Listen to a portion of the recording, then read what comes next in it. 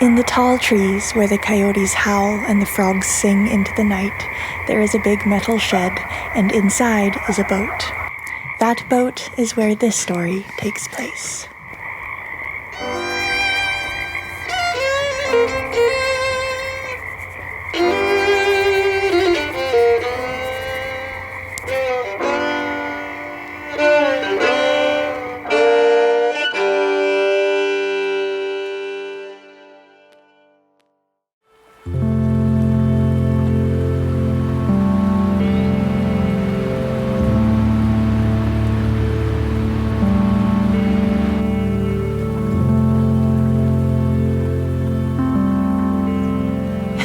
Hello everybody. Welcome to our new boat. We just arrived here after a 3-week journey from Switzerland. Traveling in the time of Corona is not recommended nor easy, but we made it. And we really had to. We are eager to see this because it's a year this boat has been standing here waiting for us.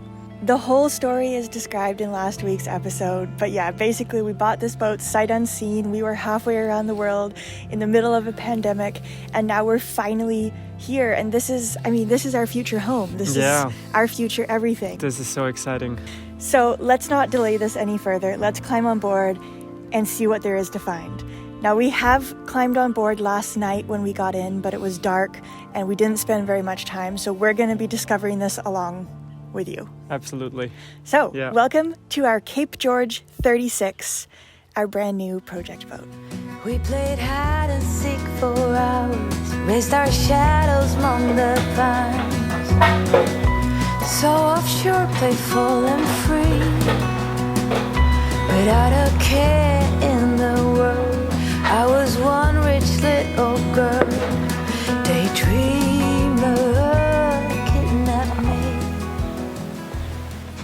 So of course this really is only a very preliminary look. We're going to do a more detailed survey soon, but first we just want to figure out what we're working with and get a feeling for it and see what's on the boat. I mean, we don't even have an inventory list, so this is just the initial discovery.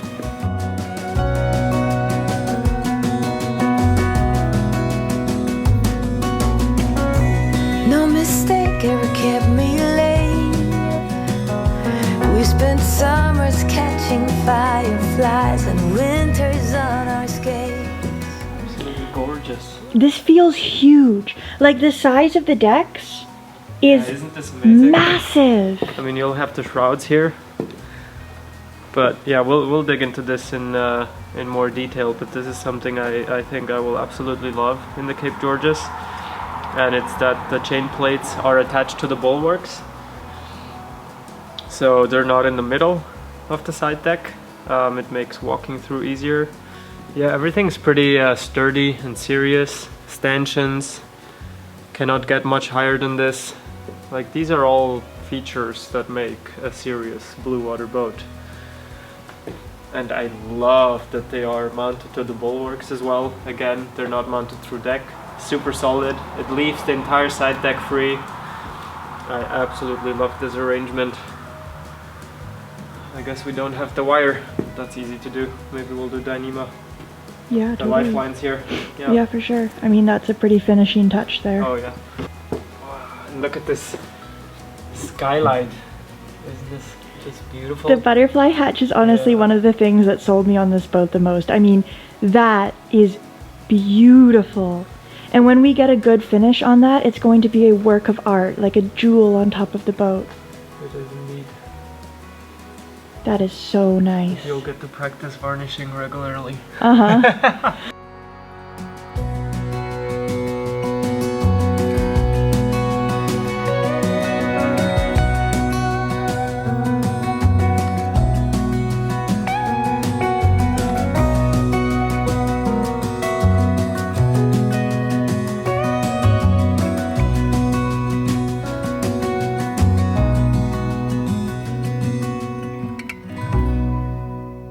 Look at that. This is not for looks. This is to protect the glass. Yeah. And they are freaking solid rods. Yeah, everything is just beefy. Everything is so much bigger in scale than I imagined. Yeah. Like going from Magic Carpet to this feels so solid and so big. And that's not only size-wise, but it's category of boat.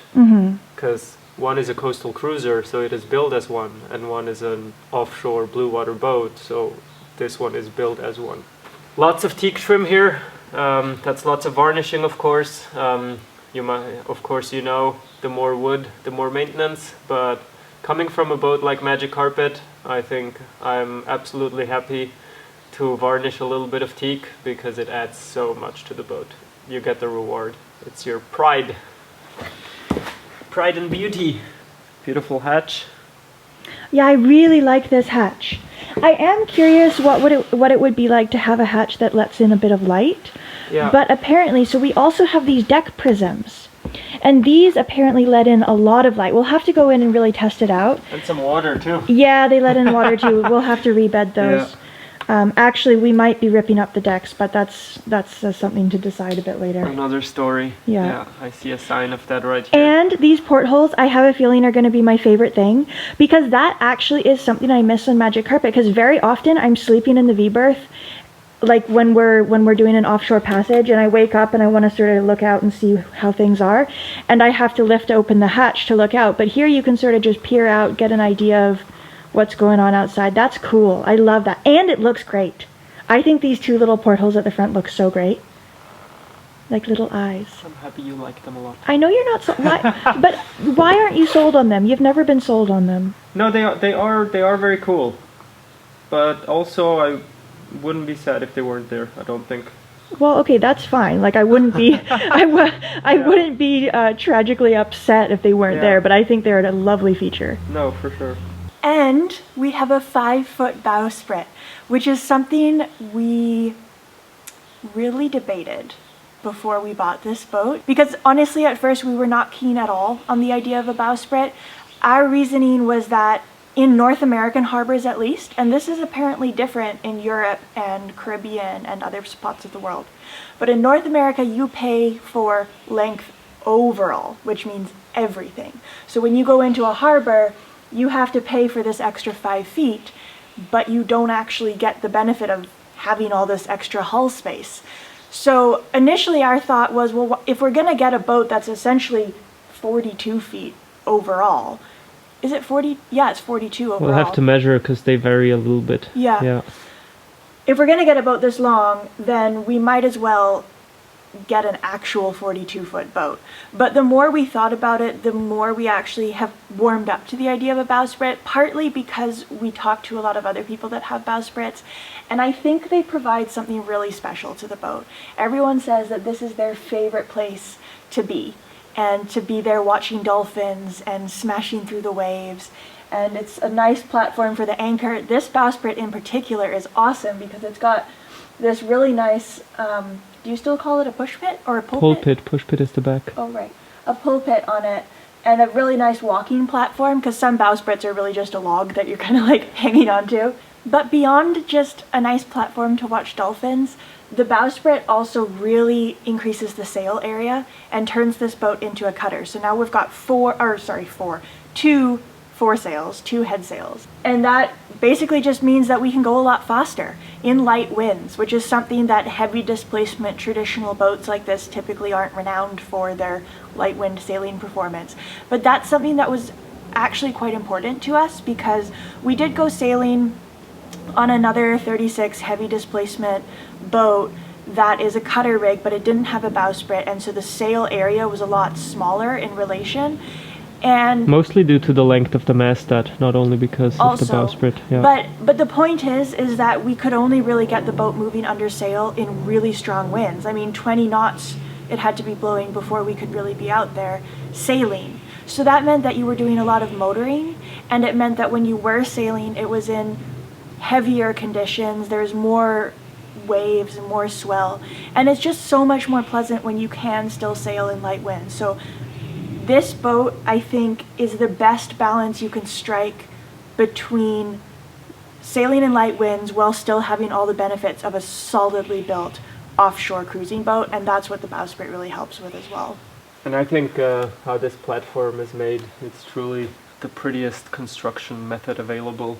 But one thing is already confirming that I saw in the photos, and that is there's something going on with the Samson post.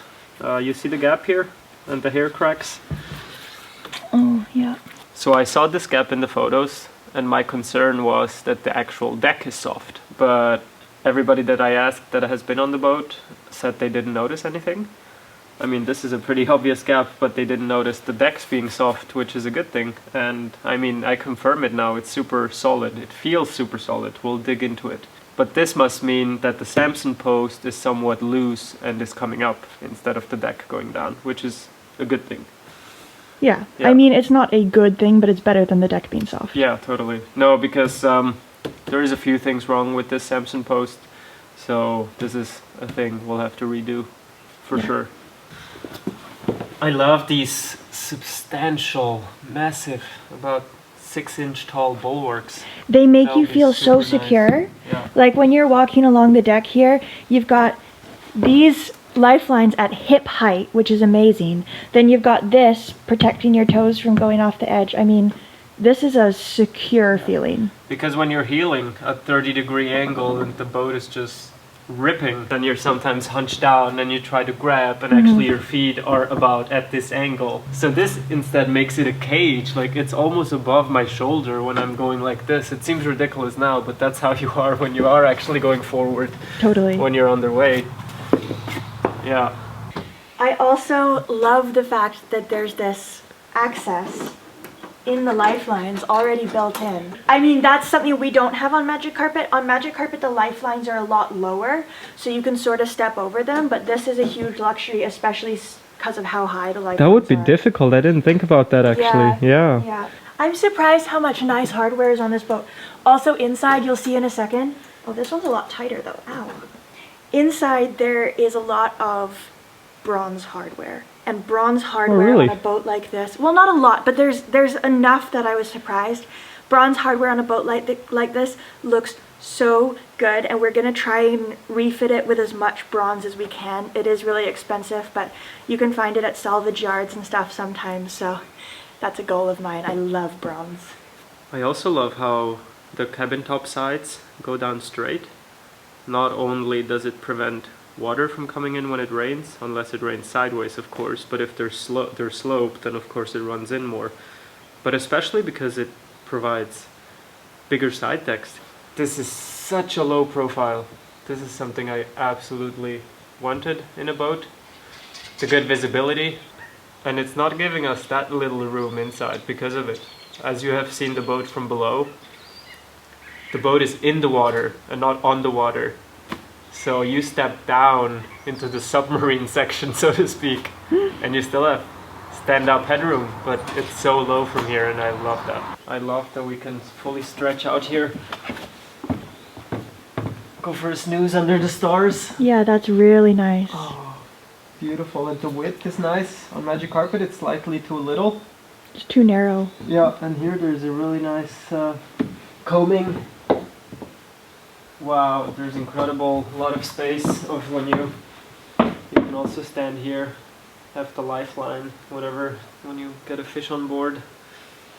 Actually, yeah, I like it much better than I thought even. From the photos you can get these things quite right, the dimensions.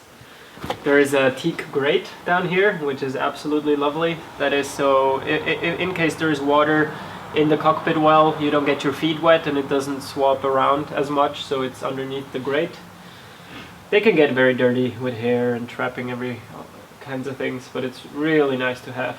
And if we get inventive, so Lynn and Larry Party had a system where they could bring the grate up, or not on their boat, I guess, but they did it on other people's boats where they had a system they could bring the grate up and then have a little ledge here so that you had a flush cockpit, and then you could put mattresses out and sleep under the stars when it's hot, and that would be lovely. So we should definitely try and figure something like that out. We'll figure something out, yeah. Yeah.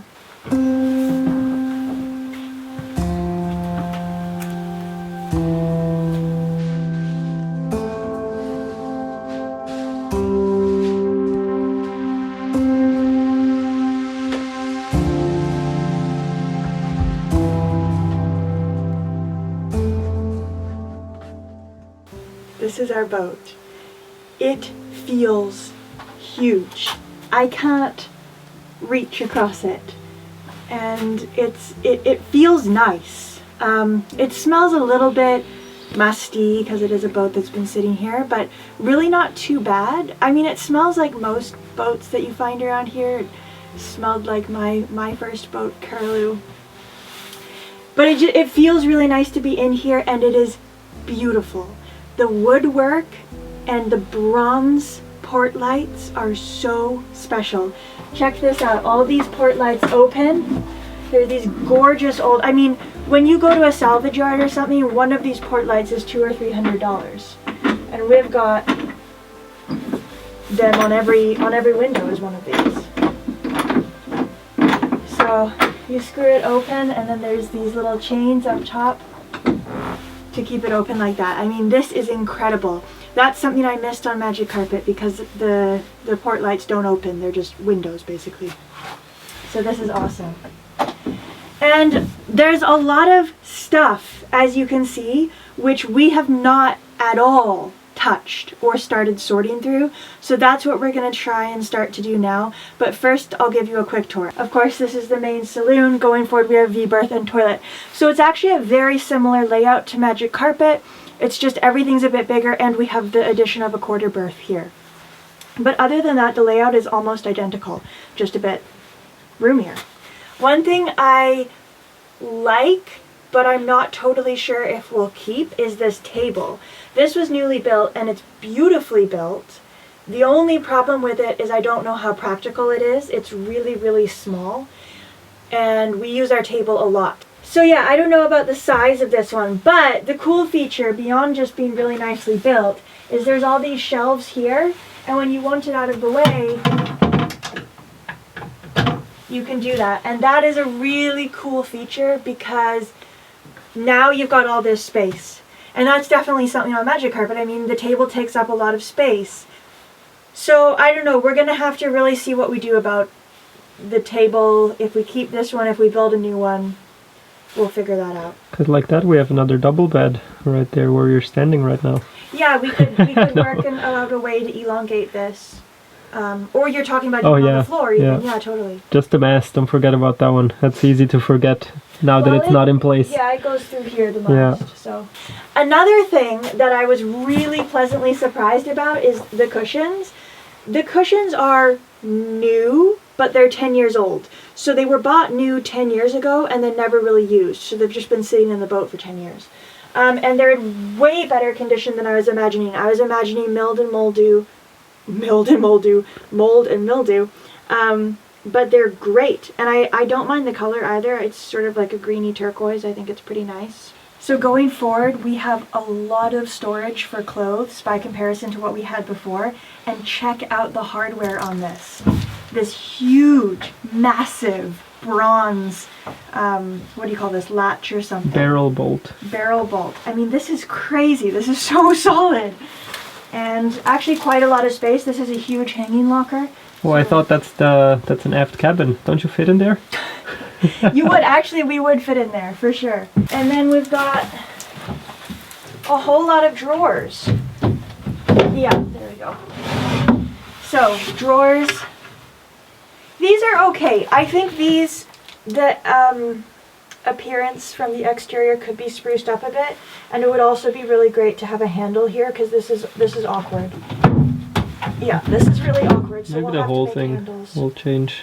And then we have the head. I mean, it's messy. Like, the whole boat is messy right now. This is how we found it.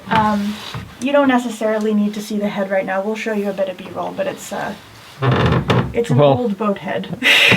Okay, moving forward a bit more, and notice as I move forward I can stand up with room to spare, so that's a huge upgrade from Magic Carpet as well, because basically with Magic Carpet, once you stepped into this sort of forward component, then both of us have to crouch. Alright. The V-berth. Man, I actually haven't lied down in it. I'm going to take my shoes off and lie down in it because it's big. It's really wide compared to what we had on Magic Carpet. Yeah. I wish they would make it just a few inches longer. Maybe we'll have to see if we can Oh.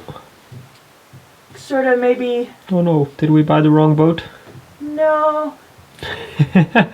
Well, we'll see how we manage this. If you sort of go a bit diagonal and tuck your head into a corner, it usually works out. But we always have this problem on Magic Carpet too, because you have to go a bit diagonal, and then we're always fighting for foot space because we want to be in the opposite I corner. think that's the downside of a V-berth. But this is really wide. It's really wide. Can we sleep sideways? I mean, I don't think I'd want to, but yeah, you could. One person though. Yeah, one person. Yeah, the other one curls up and then we switch. And there's so much headroom here, like I can sort of crawl around in bed and not feel constricted, which is really nice. Like I don't feel like I'm gonna bump my head. And these, I love this. Oh, it comes with a dream catcher. Yep, I knew that. Yeah, and I really, really love these port lights. So now let's turn around and I'll show the quarter berth and galley, and then we'll switch to B-roll mode and opening all of the boxes.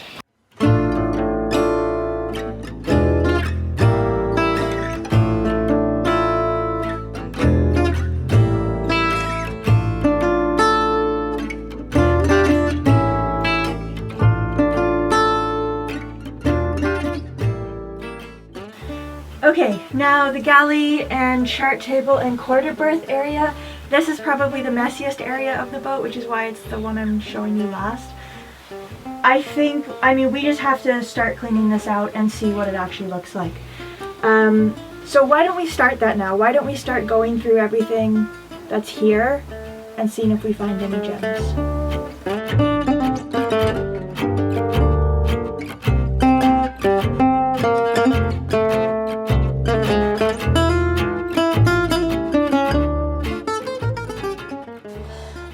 We did in fact find many interesting things amongst the piles of sails and boxes of hardware that were piled up on every available surface. And for a detailed look at what we found lurking in the forgotten recesses of this old boat, we're going to release a bonus episode on Tuesday, so you won't have to wait until Friday this week for another Magic Carpet update. But for now, let's bring this episode to a close. We were overjoyed. Our new boat felt spectacular. The workshop was the stuff of dreams, and we could see all the gorgeous potential in this boat, in the curved deck beams and the bronze hardware, the elegant shape and the old world lines. Magic Carpet 2 will be beautiful, but there's a lot of work to do, and I mean a lot. We'll go into more detail about that next Friday, but suffice it to say that this boat will be a labor of love.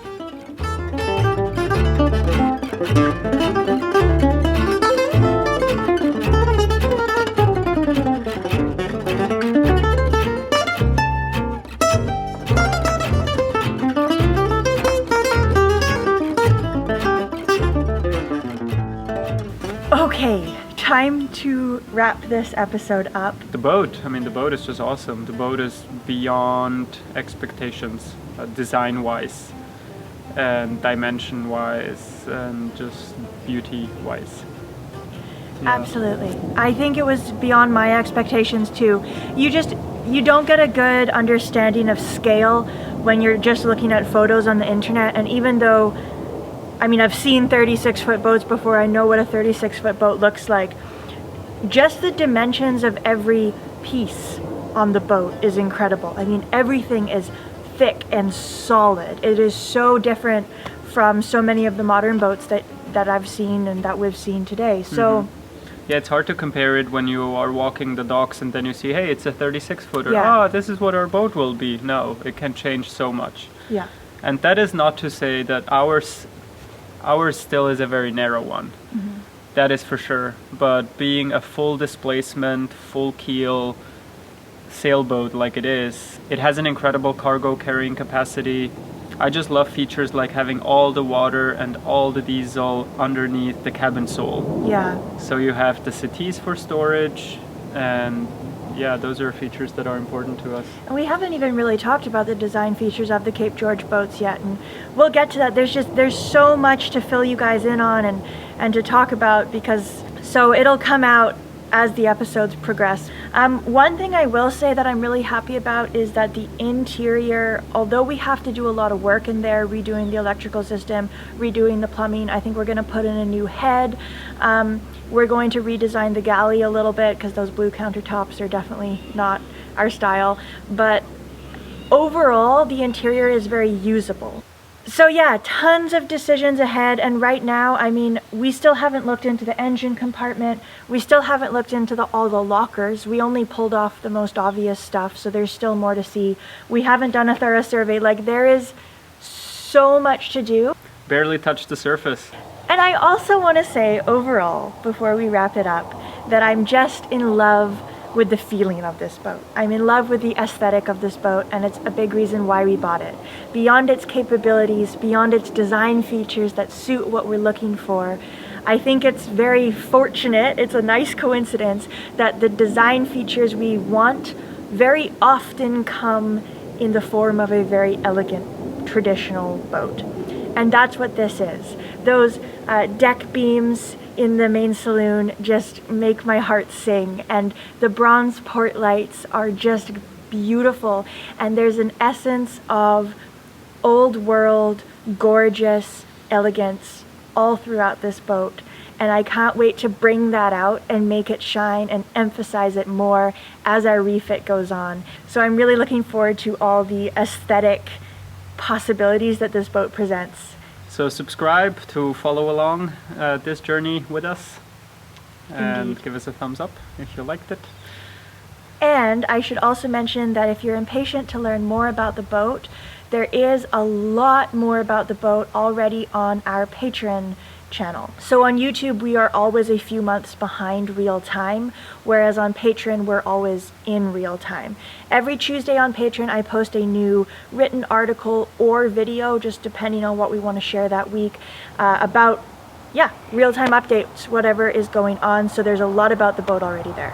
And maybe also it's time for a little apology from my side. As you very probably might know, many channels, they document their boat search and they show you guys different boats. I find those videos very exciting to go boat hunting and looking for a boat. So shout out to Project Atticus, for example, or for example, when a year ago Ran Sailing were looking for a boat, and they made really nice videos telling what features they are specifically finding in a boat. And there's also Captain Q and Randy. They do an absolute fantastic job of just boat hunting. And we didn't do much of that on camera. We did look at a few boats, but when this one pulled up, we couldn't come to visit it, and we had to jump on it right away. Yeah. And I don't think we regret that. Totally, but that's a good point that you mentioned that. I don't know why we're crouching now, but It looks cool. that's a good point you mentioned that, because I know there's probably a few people disappointed that we didn't take you with us on our boat hunt, and I think what Aladino said is exactly right. We actually didn't see this boat, so there was very little to film, and the biggest reason why we didn't announce it right away on YouTube, we did announce it on Patreon, but that's a much smaller audience. But the biggest reason is because we knew the pandemic was just starting up when we bought the boat. We were halfway around the world. We knew we wouldn't be able to get here for several months, a year. We didn't know at that point. And we knew that if we announced we have a new boat on the channel, then pretty much our entire story from then on is just going to be waiting for the new boat. People are going to be anxious to see it. Every comment is going to be, when are you getting to the new boat? And it would take away from, you know, we finished the North Through the Continent series, we did the whole Netherlands series, and I didn't want to sort of steal their thunder, and I didn't find it super necessary to make that announcement, because there wouldn't be any other follow-up story. It would just be, we bought a new boat, and it would just be this giant cliffhanger for months and months and months and months and months down the road. We kept it secretly pretty nicely. Yeah, totally.